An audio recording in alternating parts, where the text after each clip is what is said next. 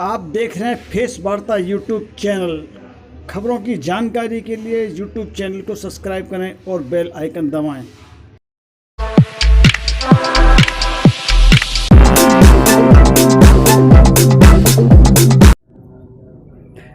अब हम आपको लेकर चलते हैं सेक्टर ईटा 1 के ब्लॉक में, जहां गुरुकुल चल रहा है। आपको दिखाते हैं ये गोबर और मिट्टी से बनी हुई बिल्डिंग, आप इसको देख सकते हैं। जो हम ग्रामीण क्षेत्र में थे, गुरुकुल की परंपरा आज भी बरकरार है।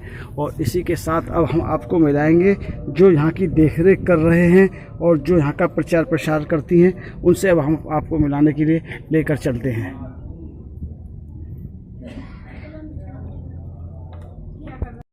मैडम, ये गुरुकुल है, इस गुरुकुल के विषय में बताइए और आपका क्या कार्य है इस गुरुकुल के अंदर, कितने बच्चे पढ़ते हैं? गुरुकुल में मैक्सिमम 40 बच्चे हैं और मैं गुरुकुल से प्रचारक। अच्छा, ईटा फर्स्ट में है ये, ठीक है। तो मैं ये जानकारी चाहता हूँ, यहाँ पर जो बच्चे पढ़ते हैं, कहाँ कहाँ से पढ़ने के लिए बच्चे आते हैं? काफ़ी दूर दूर से बच्चे हैं, यहाँ पढ़ रहे हैं। फ्री में बच्चों की हर चीज़ व्यवस्था है, पढ़ाई लिखाई सब कुछ। बच्चे यहाँ तक की टाइम से 4 साल से रह रहे हैं। और दूसरा सवाल मेरा ये है कि यहाँ पर जो शिक्षा देने वाले कितने शास्त्री हैं? शिक्षा देने वाले मैक्सिमम अभी एक दीक्षित जी हैं जो यहाँ का देख रेख करते हैं। अच्छा। और 2-3 शास्त्री हैं इस बच्चों के लिए करते हैं। तो ये गुरुकुल अभी हम देख रहे हैं, ये जो गुरुकुल है यहाँ पर कितने साल पुराना है? मैक्सिमम 4-5 साल अभी तो यहाँ हो गया है। अच्छा जी। बेटे, आप अपने विषय में बताइए, यहाँ पर जो शिक्षा दी जाती है, प्रातःकाल सुबह को किस समय आप जगते हैं? 4 बजे जगते हैं। 4 बजे जगते हैं। उसके बाद कैसे कैसे क्या भजन पूजा पाठ किस तरह से होता है हमारे देशवासियों के लिए, दूर दूर लोगों को आपकी आवाज़ पहुँचे, अपने विषय में थोड़ा सा हमें बताइए। हम जब 4 बजे उठ जाते हैं तो संध्या होती है हमारी। अच्छा। मध्याह्न प्रातः की। अच्छा, उसमें गायत्री मंत्र वगैरह क्या क्या होता है? गायत्री मंत्र होता है, सूर्यार्घ्य होता है। सूर्योदय। उसके बाद फिर सूर्य हम अपना अभिषेक करते हैं। अच्छा। और फिर कितने दिनों से अध्ययन कर रहे हैं आप यहाँ पर? लगभग 2 साल हो गए।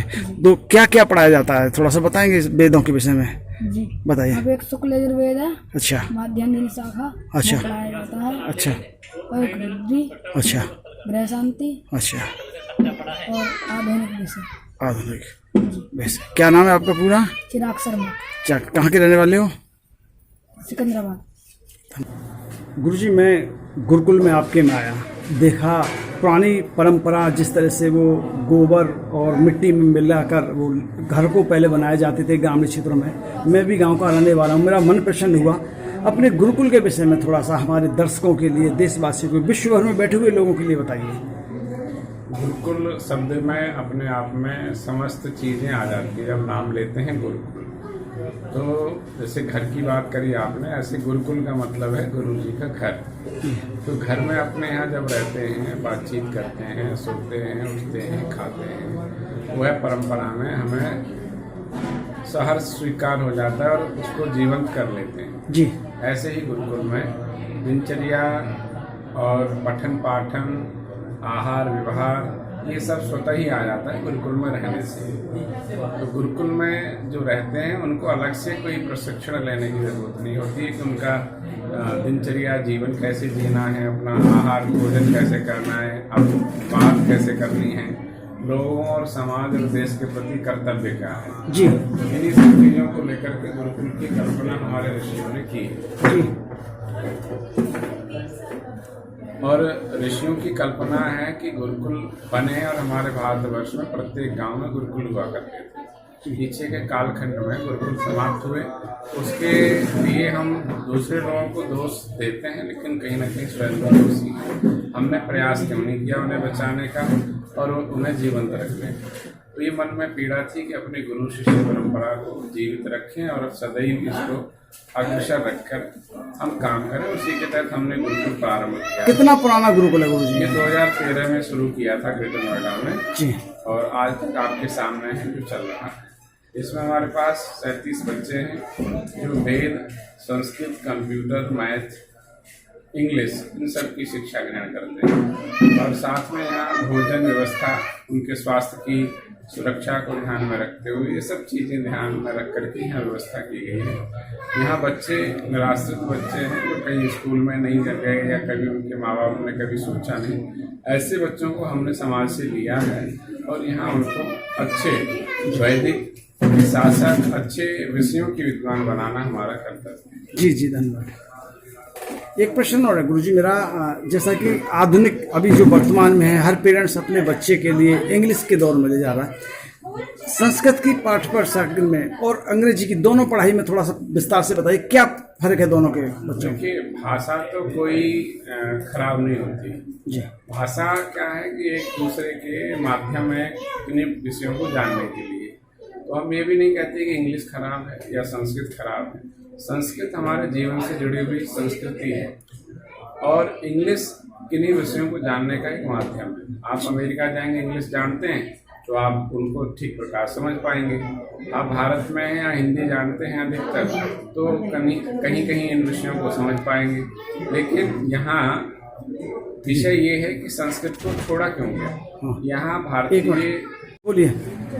तो भाषा जो हम जिसको कहते हैं एक दूसरे की बात समझने के लिए, एक दूसरे के भाव की जानकारी के लिए भाषा का आविर्भाव या प्राकट हुआ है। संस्कृत भाषा यहाँ प्रत्येक अंग, अवयव अंग से जुड़ी हुई है। जैसे हमारे यहाँ का कहाँ से बोला जाएगा इसका ज्ञान है, चा कहाँ से बोला जाएगा ये ज्ञान है, और कौन सी इंद्रिय चा के लिए उपयुक्त है, ऐसा इंग्लिश में नहीं है ना।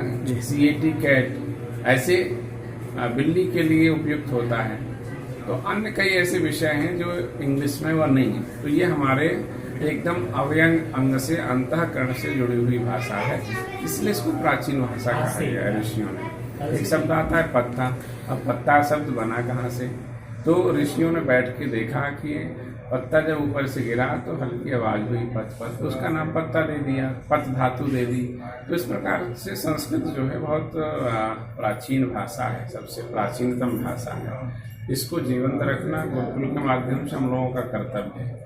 भाषाओं में भिन्नता यही है कि आपके जीवन से और आपके प्राचीनतम ऋषि परंपरा से ओतप्रोत होनी चाहिए, उसको कहीं बनाया नहीं जाता है। कोई भाषा और बनाई है लोगों ने अपनी सुविधा से। कहीं अब आप देखेंगे कि गूंगे बहरे लोग भी हैं तो इशारे से समझ लेते हैं, उनकी ऐसी भाषा प्रकट की गई है। तो भाषा हमारे एक दूसरे के भावों को जानने के लिए भाषा का प्रभाव रहा है। लेकिन इंग्लिश का प्रभाव अस्तित्व में आया कि सब लोग उसको धारण करने लगे, संस्कृति को भूलते गए। लेकिन कहीं ऐसे शब्द हैं इंग्लिश में भी जो बिना संस्कृत के उनको बोला नहीं जा सकता, जाना नहीं जा सकता। इसलिए संस्कृत और इंग्लिश में यही भिन्नता है कि वो हमारे संस्कृत आत्मसात कराती है और इंग्लिश बाह्य ज्ञान कराती है। धन्यवाद गुरु जी।